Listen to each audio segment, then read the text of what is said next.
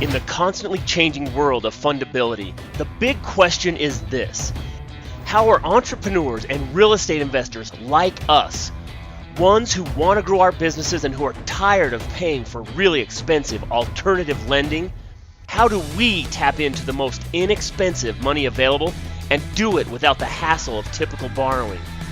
That is the question, and this podcast will give you the answers. Welcome to the Get Fundable podcast with your host, Merill Chandler. There are two messages that are vital in this whole coronavirus recession conversation. These messages are coming from lenders. And the lenders are saying, on one side, they're looking to we had one of our funding hackers commented or asked the question, Forrest put out, hey, is this a good time to request increases in our credit cards? Now, I want to address what this means, because even if a creditor says, I will put forbearance on your payments or forbearance on your collection activities, just know this. I've been through 4 recessions in my life. Making a payment has nothing to do with how they rate your credit profile, and that account is rated by FICO. If you do not pay that, if you do not pay as agreed, they are going to report it as not paid as agreed, and it will be delinquent. You got to go with me on this one, guys, because unless they send you now, if somebody offers you and says, oh yeah, we've got a new agreement, sign this new agreement for forbearance, or you have it in writing from the organization that they will not report it negatively to your credit profile, then that is worth trusting. But you have got to have that in writing. Do not take the representative's word for it. Don't let somebody just say, oh yeah, no one's going to report it. Back in the mortgage crisis, I'll tell you a personal true story. In the mortgage crisis, we had people coming to us all the time because Brad and I when the credit markets froze, there was, even though our clients were fundable, they weren't. The lenders were not offering a lot of credit. So Brad and I went into protecting people from unlawful foreclosure. To get even a loan modification, representatives were telling every borrower in America, they were saying, you need to go late, at least 3 months late before somebody will consider you for a loan modification. Okay. And then they would say, well, was that going to be bad on my credit? And these representatives would say, no, it's not. And that was a blatant lie. So unless your lender says, yes, we can lower your payment or forgive 3 payments, you need to have in writing, because they're still going to charge interest on that and just add it to the back. You have to have in writing that they are not going to report that negatively. Here's why. Remember, in the boot camp, we talk about in Credit Sense clients, everything that you guys are learning, what you guys need to understand is credit reporting is not credit scoring. They're not the same thing. So that if the creditor says, oh yeah, we won't show you having a payment. If you didn't have a payment, FICO is going to report that as not having a payment. Do you understand me? And your credit is going to tank. So you have got, in every way, guys, you have got to find out from each lender what your options are. Now, Forrest asked, is it good to request a credit limit increase here? Here's the problem. Remember how they do borrow, the FICO and lender software are tracking borrower behaviors, that internal performance data. If you have asked for a credit line increase faithfully every 6 months for the last 2 years, and it's now the next 6-month period has elapsed, and you're asking for another one, it's not going to harm you. But if you have gone 8, 10, 12, 24 months and you've never asked for a credit line increase and you ask now, you're going to get hit with a negative indicator on your performance data because you're asking because you're afraid. And if you are afraid and your borrower behavior reflects this fear, they're tracking that data, guys. I guarantee it. Remember, I told you I went to one of the VPs of FICO. I went to her presentation. Her name Sally, and she did the presentation on which of your 680s will survive the next recession. FICO has the FSSI. Get on board, get coaching, ask the questions in Insider Secrets or in Funding Hackers, because we're supposed to have done all of this preparatory to a recession. I've been talking for a year about how to prepare for a recession, but my podcasts have this for a year. So let's go. We're going to go over a few of the points that we need to do. First of all, if you're going to increase a credit limit, increase it on your business credit cards or credit lines, not your personal. If you do not want to mess with the goose that lays the golden eggs. Secondly, so if you're going to get a credit limit increase or ask for one, unless you're on a regularly scheduled process of raising limits, I wouldn't do it because I don't want to burn my relationship. Just got a brand new card with Chase Southwest on my business. I'm not going to ask for a credit line increase because I do not want to put myself in the risk department by having fearful behavior, right? We may call it, I'm just smart planning. Sorry, you guys know me. I call it like it is. That's not waiting for the coronavirus and then doing a behavior is not smart planning. Smart planning is to have an awesome fundable profile already in play. Now, if we don't have it on your personal credit profile, in order to protect against limits being lowered or cards canceled, you need to do no more than 38% either traffic or a balance utilization reported on the reporting date, no more than 38%. Preferably, I want you to go through the next 6 months of stress with 10 to 20% traffic on those cards and nothing else. If you have to carry a balance, do it on your business side.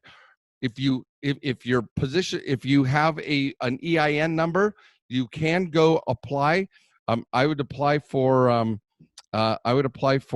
any of the Chase credit cards, business credit cards. Most of them, vet them. Got to ask the questions. Just because we're all in a rush now, but American Express has a blue credit card. Check them, vet it, and ask the same question until you get the same answer 3 times, guys. If I get this card, does it report to my personal profile? If it continues to say no 3 times, then get that one. But if you're going to stock up on credit, do it over on the business side. Do not do it. No Capital Ones, no Discovers, none of the charge cards offered by American Express. The Platinum, the Gold, American Express, those are all charge cards, and they are going to and they're going to end up reporting on your personal. Okay, vet.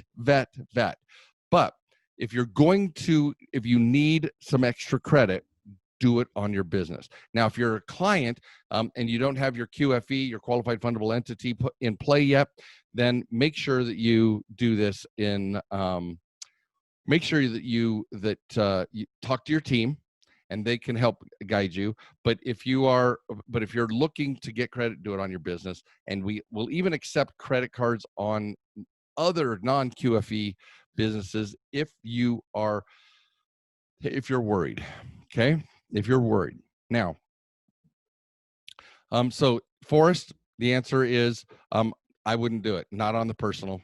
Not on the personal. Even if the lender, because remember, even if the lender says, "Hey, we're willing to raise credit limits," the problem is that it's the timing. The behavior that you're doing it is during a suspect time, and finally, raising that credit limit.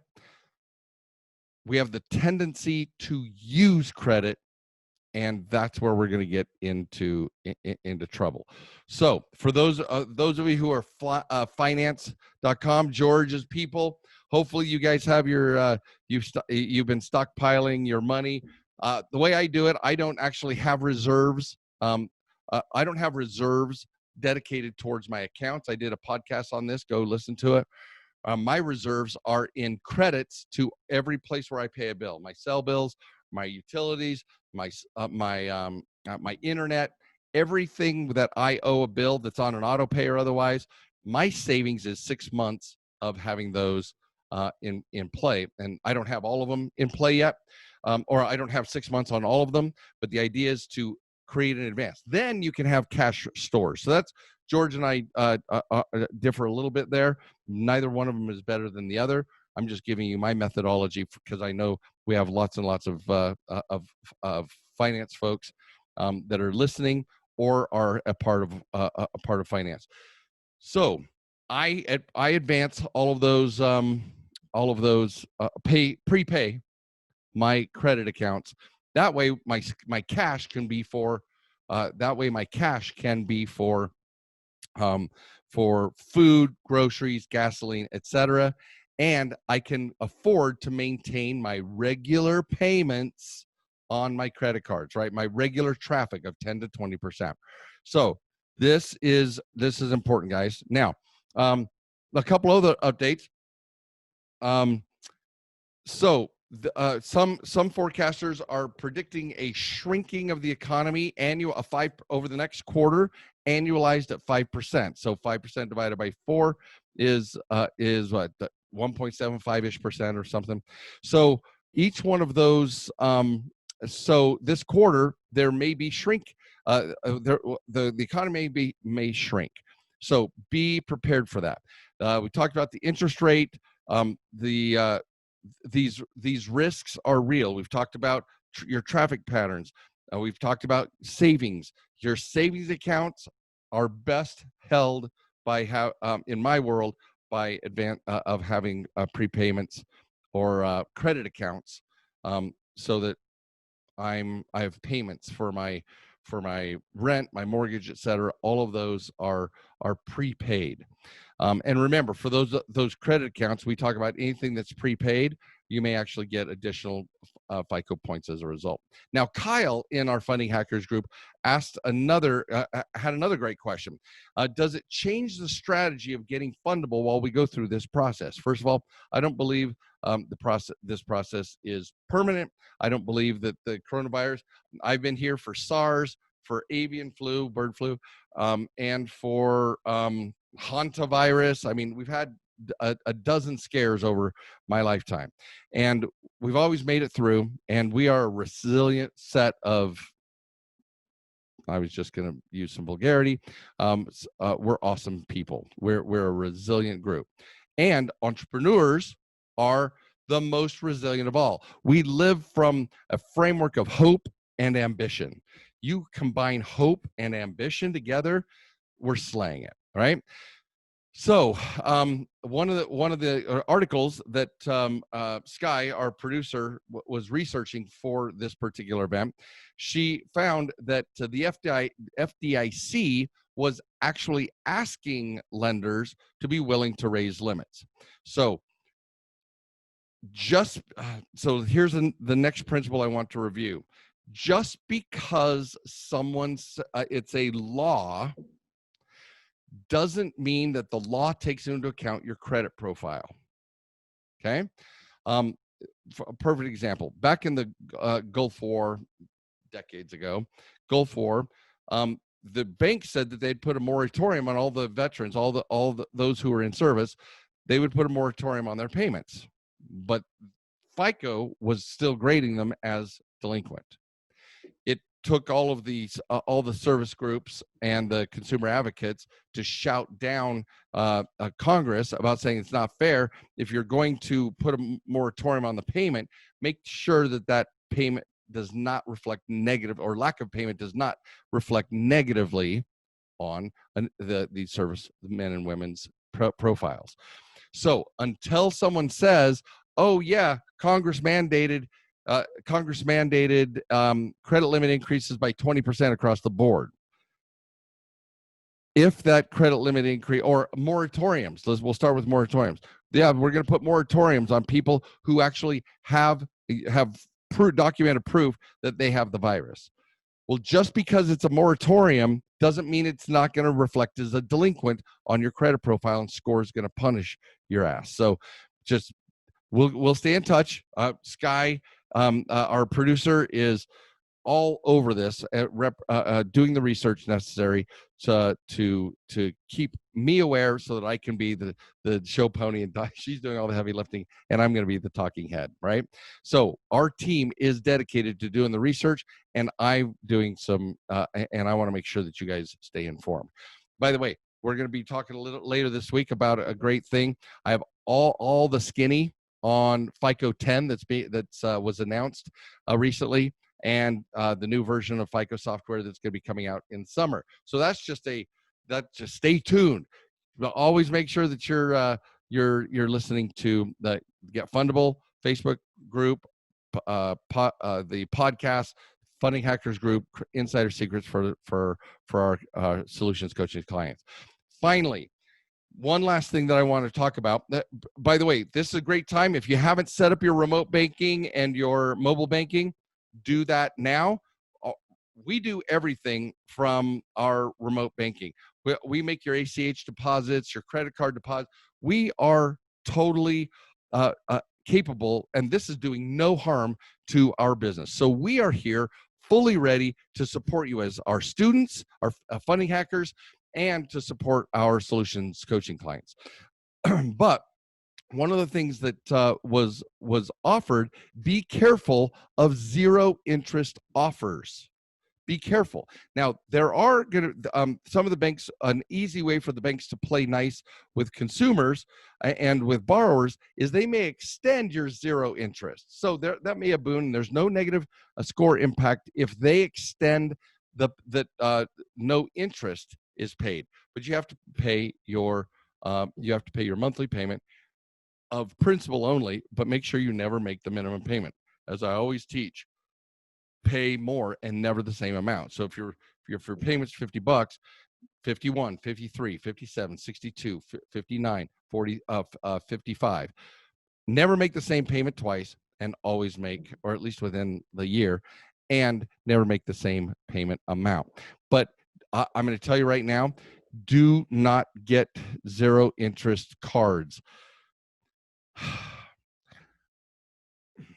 I'm working on a project where we're building our fundability as a kind of on the idea of Maslow's hierarchy of needs, right? This hierarchy of fundability. At the very, very base is cash is king, and you got to take care of your family.